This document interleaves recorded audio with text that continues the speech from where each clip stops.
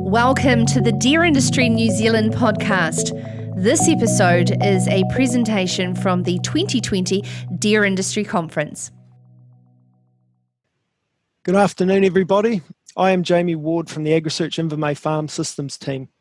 And today I'm pleased to bring to you the latest information on our Kala research and how you can benefit from it and make the best use of Kala. So this is what we are talking about today, a little saliva sample on a cotton roll. The measurement of the antibody to infective larvae from this saliva sample can be a powerful tool for the deer industry. I'm both excited and relieved to be talking to you about this today. Why am I relieved? Because this parasitology stuff is hard. You are dealing with an ecosystem within an ecosystem. You, as the farmer, are trying to exert control over the deer that you farm, while they are trying to exert control over the parasite that's trying to get in and set up house inside them. And why am I excited? Because this offers a new tool to do things differently in the parasite control space, and it offers welfare benefits to our animals. So let's just get straight down to it. Kala offers our first tool to select deer for favourable immune responses. Not only that, but immune responses to our most problematic and widespread disease challenges, those being gastrointestinal parasites and lungworm. Now for deer, it's important to note that this lungworm stuff is new. It's not something that has been measured in sheep.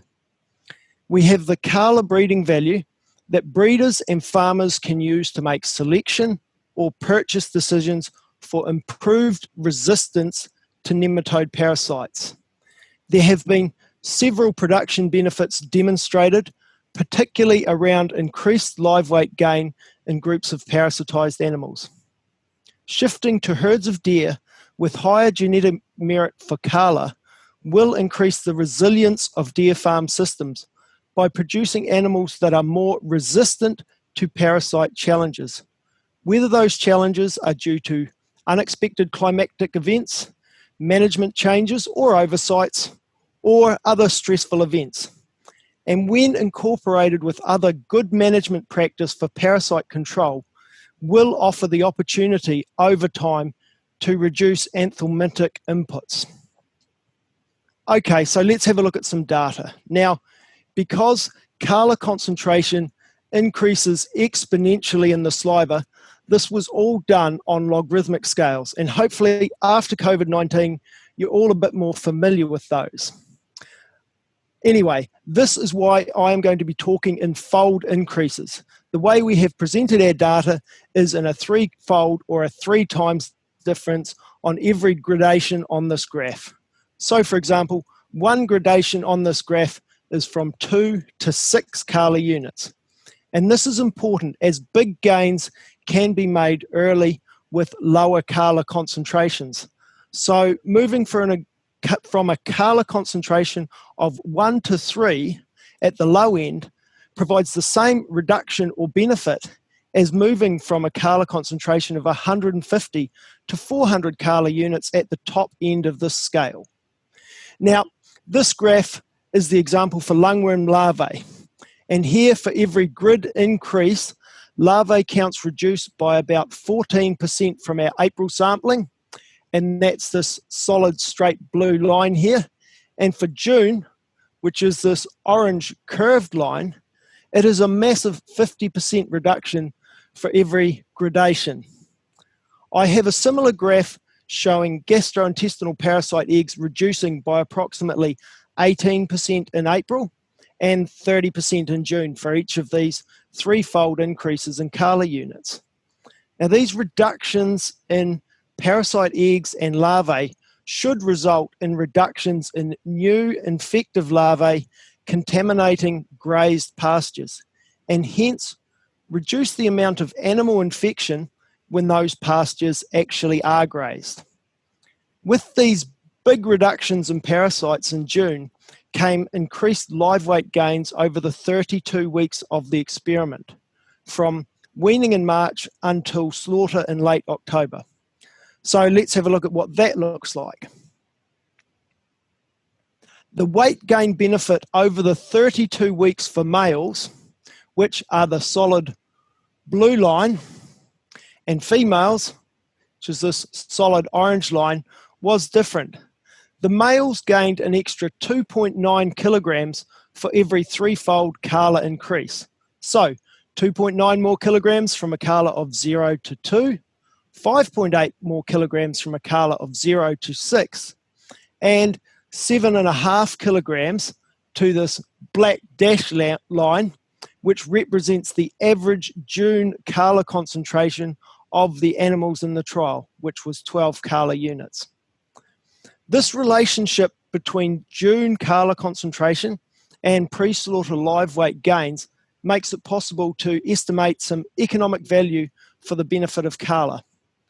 To do this, we modelled a few scenarios based on Kala concentration. We did this for males, targeting spring slaughter based only on carcass value and cost of extra spring feed. So the least optimistic of these returned just under $6 extra carcass value. They were killed 13 days earlier on average for a difference in marginal value of $10 per head, incorporating the cost of extra feed. This could return over $1 million in extra revenue to the industry, or over $2 million when you account for the marginal value across all rising yearling males slaughtered in a 12-month period. The most optimistic scenario added $23 worth of carcass value, killed 55 days earlier, for a marginal difference of $42. And in total, across all males killed in a year, that's almost $5 million of extra carcass value and nearly $9 million accounting for the marginal value. So how does this stuff all work? I like to use the analogy of M&Ms. So just like M&Ms, infective parasite larvae have a carbohydrate-based outer coating, which protects their fragile, melty insides from the harsh outside world. For M&Ms, this coating is called crunchy deliciousness. For infective larvae, it's called the carbohydrate larval antigen, which is abbreviated to KALA.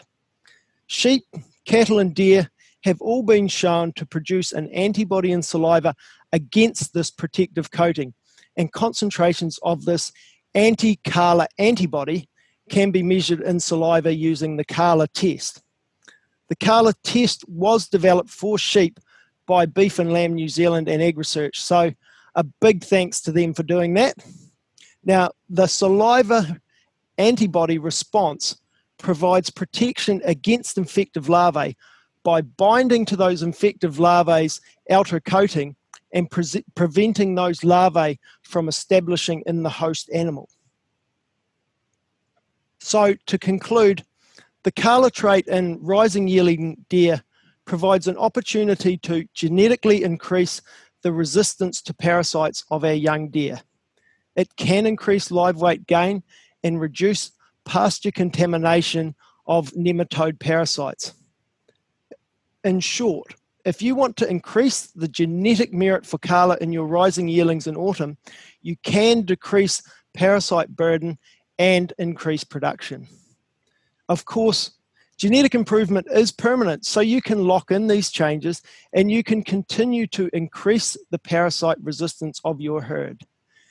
Importantly, KALA is not a silver bullet to stop drenching tomorrow, but you can positively change your herd to reduce drenching requirements over time.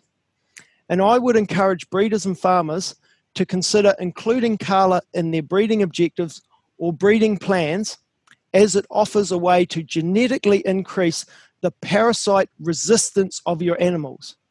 By doing so, you can increase the resilience of your farm systems and improve animal welfare outcomes by decreasing the risks of parasite infection and the harm that they cause in young deer. And I would like to acknowledge all of this KALA research has spanned 10 years, and many, many people, teams, organisations and farmers have been involved. There are way too many to name here, but I would just like to acknowledge the big effort that has gone in this space.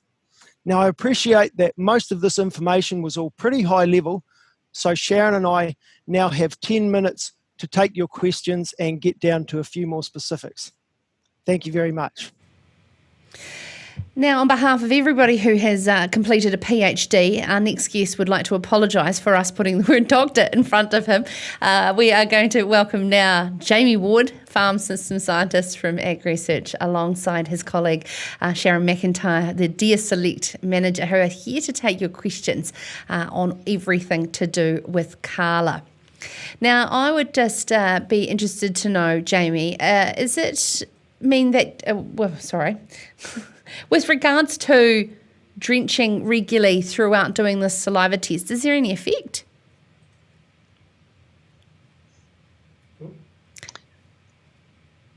You there, Jamie? Yeah. While Jamie's frozen, maybe I can respond go. for him. The really wonderful thing about Kala and deer is it's in eating the larvae that produces the immune response. So you can carry on with your normal drenching program and their Kala levels will respond. And you can do the saliva tests and get values. What about the focus on the graph there, Sharon, from March to June period being of significance?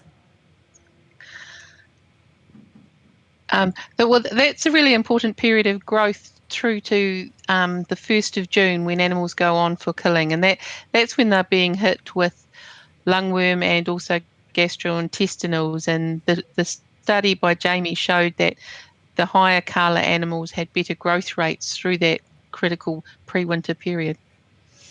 Now, we are taking questions for both Sharon and Jamie as we just get him connected. He's coming through very shortly. Wherever you're watching on YouTube or Facebook, make sure that you add that in the comments below, in the YouTube chat or in the Facebook comments below, or if you're listening and watching on the website in Slido. And I'd love to put some questions to our guests here. Now, Jamie, we got you back there. Oh, great. Have you got me? Yes, I think we do. Beaming in. Now, Jamie. Okay, sorry, it dropped out at the wrong minute. No, that's all good. That's all good. Let's talk about the economic impact on the industry of selecting for this.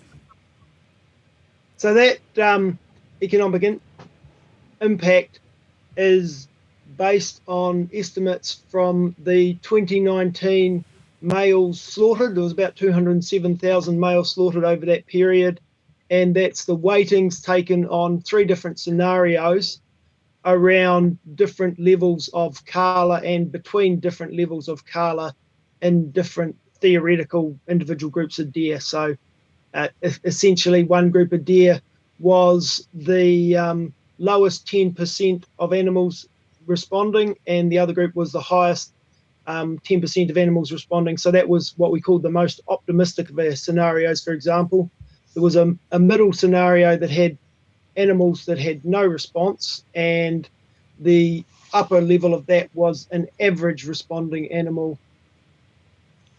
I've got a question coming here. How many breeders are currently assessing Kala in their sires and progeny, do you know? I'll pass that one to Sharon. Yeah, she'll know exactly.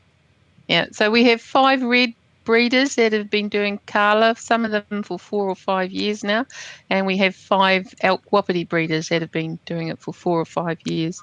And we are starting to see a lift in the average Kala, and there's quite a range of Kalas that will be available and young sires available this season across the range of weight 12 BV, so there's something to suit everyone. What's the rate of heritability and genetic gain, for how fast this can flow through the deer herd? Jamie can do heritability. Yeah.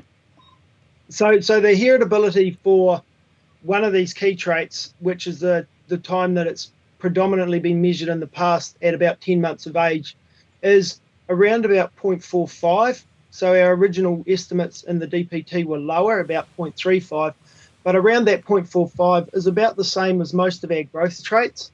So if you want to think about the gains that people have been able to make in some of the growth traits, they potentially can make similar gains in this Kala trait if they choose to select for it that hard. And all these things are about balancing your selection anyway. And I do have a question coming in on balancing selection here from Rod and Rach Inch from Broccoli Deer Farm. Have you looked at comparisons between deer that carry good Kala genetics and those who carry good heritability traits for velvet? No, velvet would be about the only one that we haven't really looked at hard. Sharon might have had a little look at that, but in terms of what we've looked at to date, it's mostly been around rising yearling traits, and so we haven't looked at those, but I'll see if Sharon's got anything on that. Some of the herds that have been recording and selecting on Kala do have a velvet aspect to their herd. Some of them do both venison and velvet, and looking at the weight 12 values, where we range from velvet as generally at the lower end through to more venison specialist high, we do see high Kala levels in some of those low growth animals too. So it's quite likely that some of them are velveters, and we likely will see just as much variation in velvet herds as in the venison focused herds. Likely. I think beyond that, Sarah, that the internet a bit patchy down there at Infome. Jamie's frozen a little bit again. Sharon, but parasite are just as important in velvet herds as venison. Young animals growing through and to good reproduction rates, good healthy animals are more productive animals. What to from here, Sharon? Well, I think we've had breeders who have really taken this on board, even when it was a research BV and the science hadn't really confirmed it. They were starting to record it, which is, it's quite a tricky job to do. And we are starting to see a rise in the sires, so it means they are building it into their selection programs. So I think from here on, with the screening of the young animals, it's not been a lot of time for selection to actually occur, but there is quite a lot of variation in these herds, and there's a lot of potential to select high performance or whatever performance level you want for your traits with above average Kala levels. And Jamie was there, and he's just disappeared. I was just going to ask him if he was about to do a PhD. But Sharon is what I was going to ask Jamie was about the reward of seeing something of your research go forth from here. Jamie's coming back. No, just give him a few. I think it's moments. been 10 years in the making. It started with Colin McIntosh, and then there were 2 studies where at Invame they sourced sires from industry, and they generated progeny, and they have to be born and then grow up and then get measured. So it's quite a long process, and the breeders have taken it on board. I think everyone's really happy. This is a really positive trait. No downsides, all upsides. It would be nice to know if it had other effects on other traits as well, other health traits. But just to have the science prove it and be confident moving forward is a really good step for the industry. Jamie is dropping in and out. Sharon, there has been a question come in. What extent does Kala have on the effect of reducing disease incidence other than parasites? Jamie, did you hear? Because it is about that coating on the parasites, but it is possible it might be an indicator of a really high functioning immune system. So Jamie may comment. I know they've done some work with vaccinations and seeing, what the response to vaccination levels are in various deer, but it would be nice to know if it was positive for other health challenges. Jamie's back with us. So sorry, I missed that, but from the end of that we haven't looked at correlating Kala with any other health traits at present. Jamie, have you looked? You're looking at the economic impact, but also too in terms of the consumer demand behind demanding high quality protein that hasn't been drenched.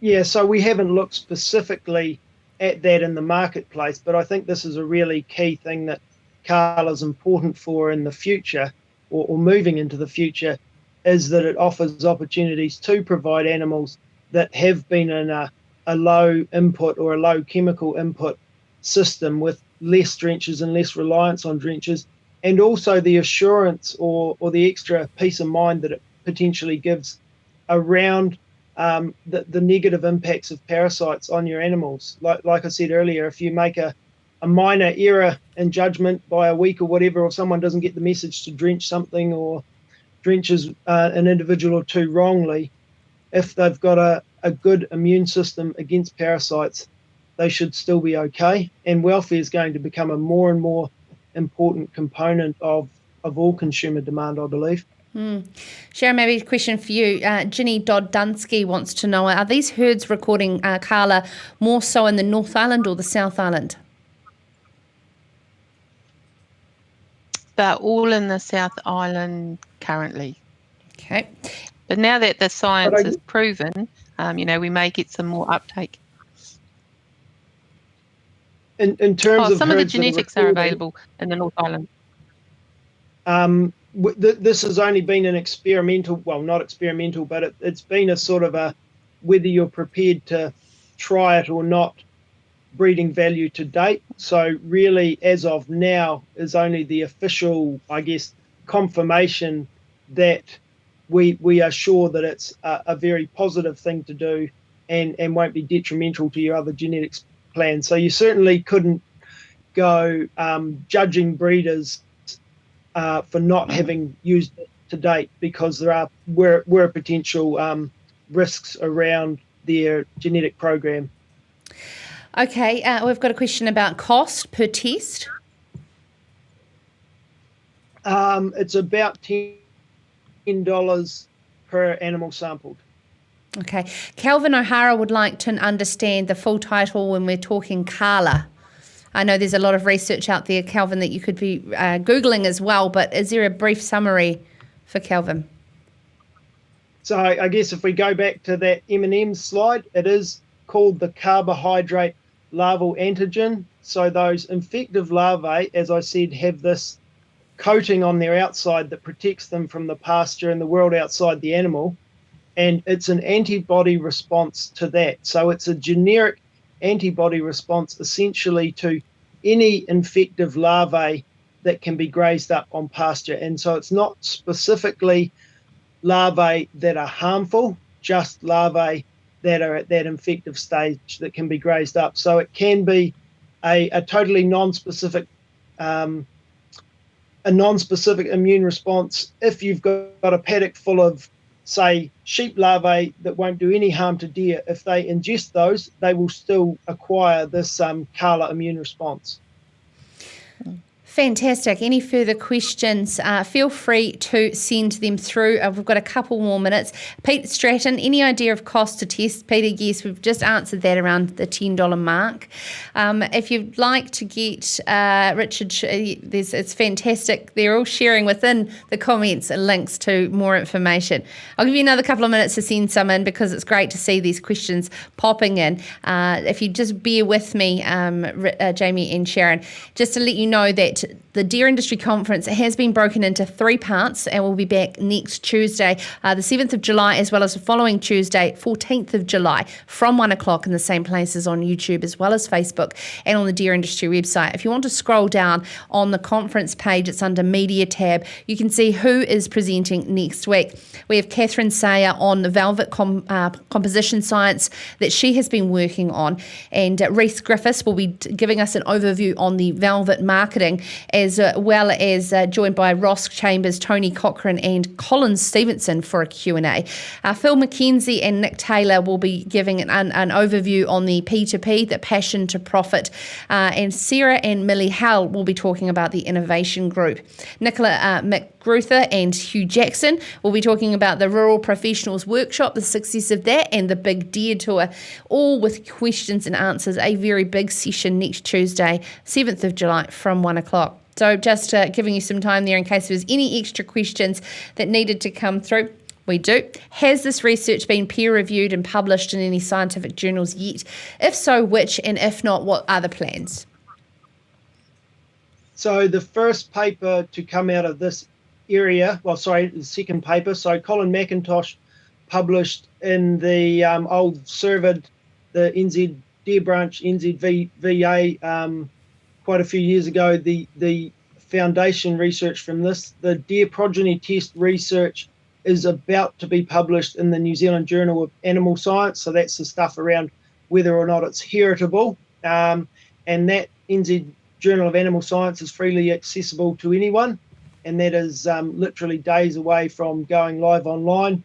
And then there is the further work which still needs to be published, but this has only just been reported to the deer industry. So to date, it has been reported to the deer industry and scientifically reviewed internally in Ag Research in terms of the report that has been issued to Deer Research.